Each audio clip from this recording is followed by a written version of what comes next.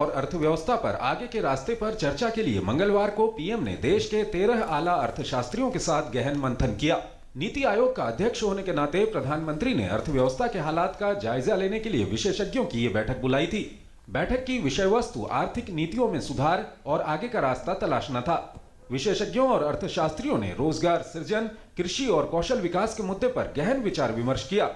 बैठक का उद्देश्य आर्थिक वृद्धि तेज करने और रोजगार सृजन तथा कृषि उत्पादकता को बढ़ावा देने के लिए ठोस सुझाव तैयार करना था। The experts focused on measures to meet the stated goals of doubling farmer income by 2022.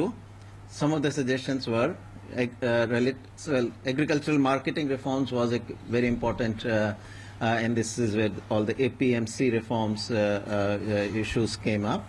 बाद में पीएम खुद बैठक में शामिल हुए। फिर इन लोगों ने पीएम के सामने विस्तार से बात रखी।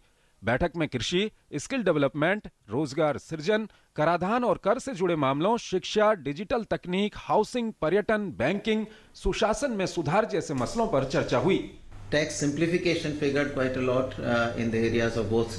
So direct taxation, indirect was clear that GST was going to come, but on the direct taxation, both corporate and personal income tax, quite a bit of suggestion about simplifying, reducing exemptions, bringing down the tax rates.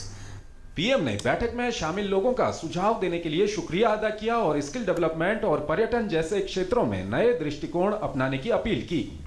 PM ने आने वाले budget पर भी चर्चा की और कहा कि खर्च को सही तरीके से करने के लिए बजट की तारीख पहले तय की गई है। बैठक में पीएम के अलावा वित्त मंत्री अरुण जेटली और नीति आयोग के उपाध्यक्ष अरविंद पनगड़िया शामिल थे।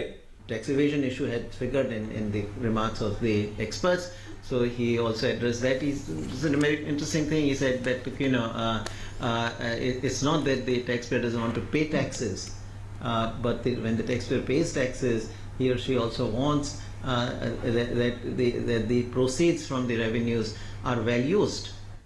13 विशेषज्ञों के अलावा विभिन्न मंत्रालयों के 13 सचिव भी बैठक में मौजूद थे। दिल्ली से सुधाकर दास की रिपोर्ट, डीडी न्यूज।